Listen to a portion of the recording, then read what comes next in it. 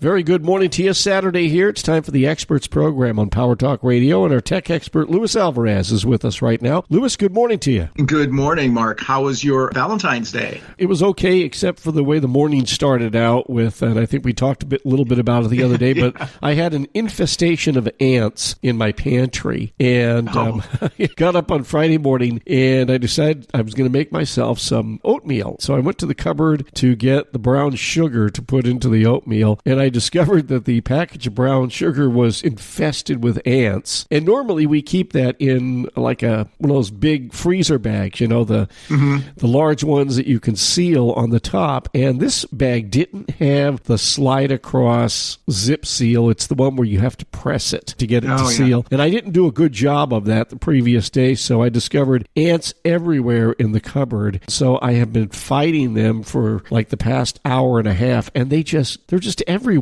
Fortunately, anything else that's sugar was already sealed up in there, so I'm just kind of eradicating them from everything else. And I've discovered that a substance that ants don't like is sage, and Simple Green is made with sage, and so I spray that around and wipe it. That seems to do a pretty good job of leaving enough residue that they don't like that and they'll stay away. So once we get done with the recording, I'll go back and check the pantry cupboard again and see how it's doing. But I have a feeling I've got more work cut out in front of me today. So yep, ants are vicious. Once they get in there, it's hard to get rid of them. Boy, they're just awful. All righty, let's do a little talking here about being cyber safe and lots of email scams going out. And the other day I received a notification, an email from PayPal that I forwarded to you. And PayPal has got some great advice about protecting oneself from digital scams. They went on to say that the likelihood that you'll receive a fake message is growing dramatically. In fact, it's the most common cybercrime. In 2022, it was the most common cybercrime. There were 25% more reports of phishing scams in 2022 than 2020, and 41% of all fraud attempts were made through text or email a couple of years ago, and I'm sure that is what is going on right now. So they give some great advice on how to spot a phishing email or a text. A couple of them we can share with people is generic greetings. Yeah.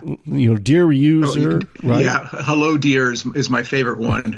Because we all use that whenever we send emails to strangers. Yeah. So generic greetings are one. Attachments that you receive from an email address that you don't recognize, you should never open. Just immediately delete those. The other thing that the bad guys try to do is instill a sense of urgency in you by doing something like, one of my favorite things that I'm seeing more and more of is you'll get a fake bill, right? Like, hey, thanks for purchasing Norton Antivirus. Your bill for $139.95 will be processed this afternoon unless you call us and cancel it. And so the idea there is that you'll say, well, I didn't order Norton Antivirus. I don't want that charge on my credit card. Let me call them. And before you know it, they've gotten all the information they need to actually steal your credit card information. So that instilling that sense of urgency is another area that you should be cautious about when you get an email like that. Mm-hmm. What about fake URLs? Yeah, so that's another one where you'll get an email that'll be from, let's say, purportedly from PayPal, for example, and it'll say, hey, click this link in order to confirm or cancel something, or, you have a payment coming to you, click here to verify your information. And if you hover your cursor over that link, you'll see the URL, and chances are it's not going to be a PayPal.com URL. It's probably going to be a URL that ends in UR or CH or some other country that is trying to get you to click on a link that is supposedly a legit link, but is going to take you to a fake website. That's right. So what most people need to understand is that at the end of URLs, since the introduction of the internet, there is usually a 2-digit or 2-letter abbreviation for whatever country the message is based from. You can't get around that. So like you said, .ur, that would be what, Ukraine? Let's see, CH is what, Chechnya or China? Yep. And you can go online and you can put what is .cr,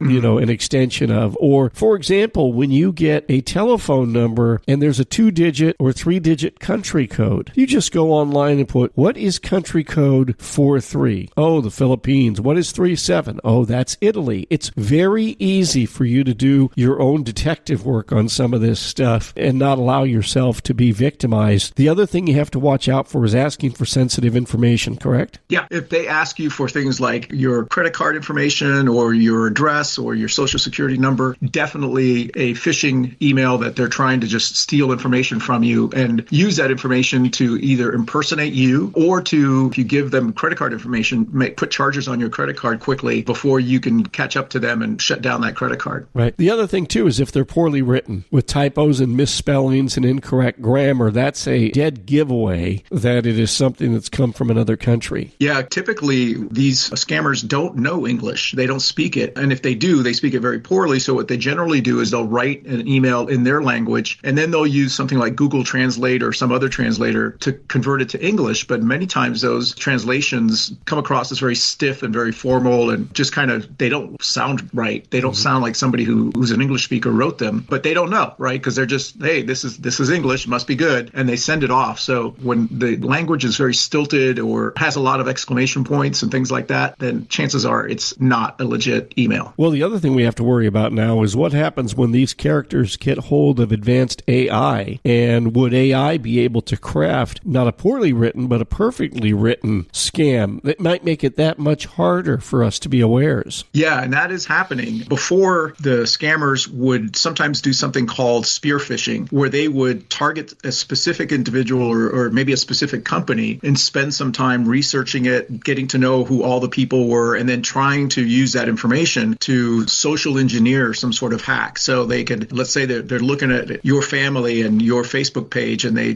discover that your daughter is in Europe. And so they send you an email or, send you a text saying, help, mom and dad, I'm in Italy and somebody stole all my money. Please wire money to this address, that sort of stuff. But now they can do that more easily and much faster with AI. They can just go into AI and say, hey, do all the research on Mark Carbonaro and tell me everything there's to know about him. And they can impersonate you and write emails that sound very much like you to other people that they're trying to convince that it's you to get them to do things that they wouldn't normally do. Right. And here's a couple other things that are really, really critical. Don't rely on the S in HTTPS, because the S used to mean that it was secure, but that doesn't always mean the site is legitimate, because hackers can build their own encrypted sites. Yep. All you need to do is buy an SSL certificate for a couple $100 and you can have a secure site, even though it's a fake site. And don't rely on the padlock symbol. Same reason. The padlock symbol used to be kind of a trust mark for URL because, it's encrypted, I'm safe. But like I said, the bad guys can get those certificates and make their sites encrypted. And so that no longer is a big differentiator. Right. And type the URL directly yourself. Yeah. If you get an email from, let's say, from American Express and it says click here, don't click there. Just type in americanexpress.com on your URL and go to the site yourself. And here's the other thing with the URL, and here's why they don't want you to click on the URL and why you should enter it yourself. In the Cyrillic alphabet, the A is very close to the American English A and other letters. But particularly A. If you were to type in the correct address, say for American Express or something with an A in it, and it's not the same as what the hacker, the suspicious email had sent you, that's a dead giveaway, because I've seen online, it shows the difference. Like, look at these two URLs. They look exactly the same. And then the white hat points out to you, but notice how the A is different in the fake URL. And it's just slightly different, but it looks like an A. And so that's one of the things you have to be really, really careful about. Absolutely. If it looks weird, don't click on it for sure. You can't always trust caller ID. Don't return automated calls. That's part of phishing, which is one of the other things we wanted to mention. And phishing is what? Voice phishing? Yeah. So phishing is when you get a call from somebody that says, hey, I'm the IRS, or, I'm from PG&E, or some other kind of official organization. And they're trying to, rather than sending you an email, they're talking to you. And then they're generally pretty good English speakers. And they're trying to get you to do something that you wouldn't normally do. They may pretend to be from your bank, for example, and say, hey, we have a charge that came across and we just need you to verify it. Can you log into your website? Or better yet, just give me your login information and I'll check it for you. And you'd be surprised at how many people fall for it, because it's a caller. It's not an email and it's not a text. It's somebody that's calling you. So if you ever get a call like that, I would hang up and call PG&E myself or call your bank directly. Just don't believe, unless you know the caller caller on the other end of the phone, hang up and call him if you're interested. Last summer, a friend of mine, I got a message on Cash App. She was trying to send me like $9,000. And so I called her up and I said, Rhonda, are you trying to send me $9,000? And she said, what? And I said, yeah, exactly. I have this Cash App on my phone, and I got a notification that you're trying to send me $9,000. And she said, oh my God, she thought someone had gotten into her bank account, and she had a bank account for a nonprofit organization that she was working with. And I guess that's kind of where the hacking was going on. So wow.